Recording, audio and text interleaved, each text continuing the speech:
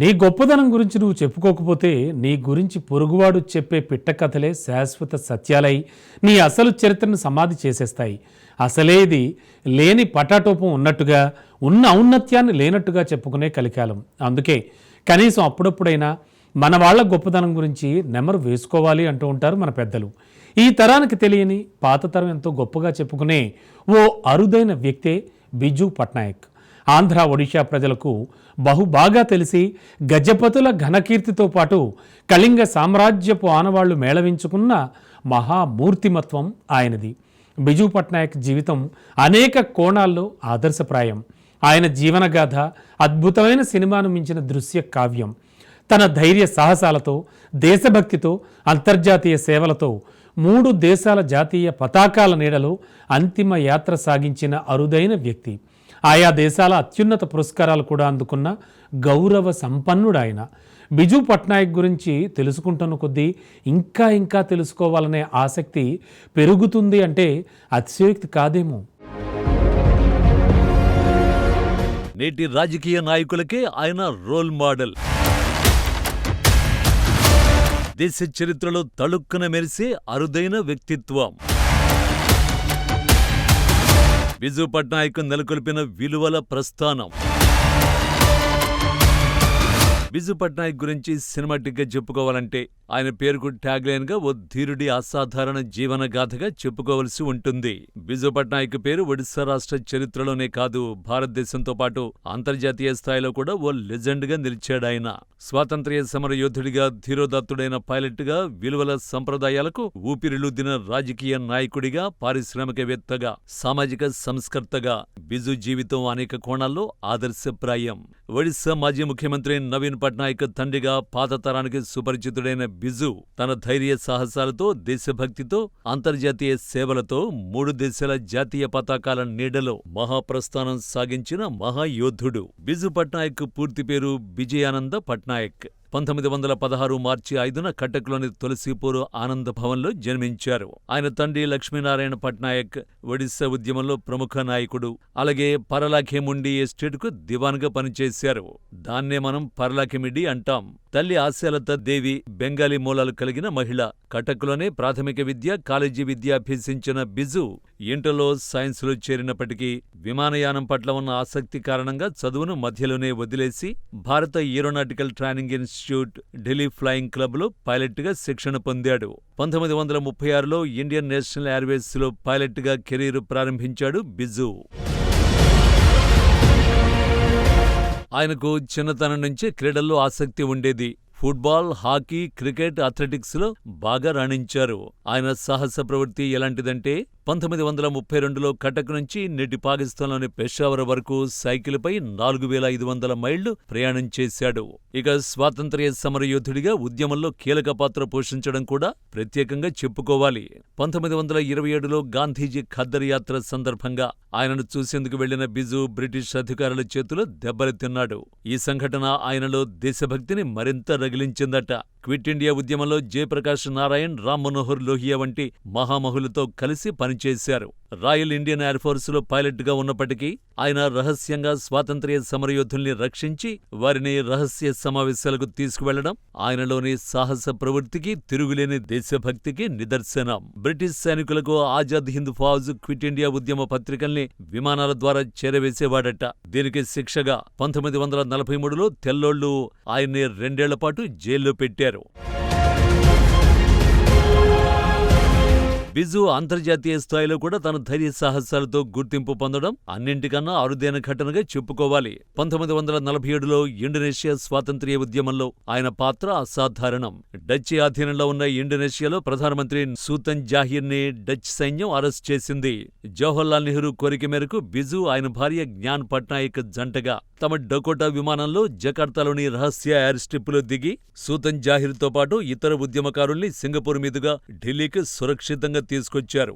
ఈ ధీరోదాత్త చర్యకు ఇండోనేషియా బిజుకు గౌరవ పౌరసత్వంతో పాటు ఆ దేశ అత్యున్నత పౌర పురస్కారమైన భూమిపుత్రను ప్రదానం చేసింది. 1995లో ఇండోనేషియా 50వ స్వాతంత్ర్య దినోత్సవం సందర్భంగా కూడా మరో పౌర పురస్కారం బింటాంగ్ జసా ఉత్తమను అందించింది. ఆ విధంగా ఆయన రుణం తీర్చుకుంది ఇండోనేషియా దేశం. ఇంకో ఆసక్తికరమైన విషయం ఏంటంటే ఇండోనేషియా తొలి అధ్యక్షుడైన సుకర్ణో కుమార్తెకు మేఘావతి అనే పేరును బిజు దంపతులే సూచించారు. తర్వాతి కాలంలో మేఘావతి సుకర్ణో పుత్రి 2001 నుంచి 2004 మధ్య ఇండోనేషియా తొలి మహిళా అధ్యక్షురాలిగా పనిచేసింది. ఇక భారత విషయానికొస్తే 1947లో దేశానికి స్వాతంత్ర్యం వచ్చిన తర్వాత కశ్మీర్పై జిహాదీ శక్తులు పాక్ సైన్యం తిరుగుబాటు చేశారు. ఇక్కడ కూడా నెహ్రూ కోరిక మేరకు బిజు తన డకోటా విమానంలో సిక్ రెజిమెంటును శ్రీనగర్కు తరలించారు. ఆయన చొరవనే కశ్మీర్ను రక్షించడంలో కీలకమైందిగా నేటికి చెప్పుకుంటారు. 1962లో చైనా భారత్ యుద్ధంలో కూడా నెహ్రూకు అనధికారిక రక్షణ సలహాదారుగా వ్యవహరించాడట బిజు పట్నాయక్. మరోవైపు రెండో ప్రపంచ యుద్ధంలో బిజు సోవియట్ సైన్యానికి కూడా సహాయం చేశారు. హిట్లర్ బలగాలపై డకోటా విమానంలో బాంబు దాడులు చేసి సోవియట్ యూనియన్కు ఎంతగానో సహకరించాడు. ఈ సేవలకు గాను రష్యా ఆయన్ని గౌరవ పౌరసత్వంతో సత్కరించింది. అంతేకాదు 1941లో జపాన్ మయన్మార్పై దాడి చేసినప్పుడు బిజు బ్రిటిష్ కుటుంబాలను రక్షించాడు. దీనికి బ్రిటిష్ ప్రభుత్వం కూడా పట్నాయక్ను సత్కరించడం విశేషం. ఒడిశా ముఖ్యమంత్రిగా, కేంద్ర మంత్రిగా చాలా కాలం పాటు పనిచేశారు బిజు.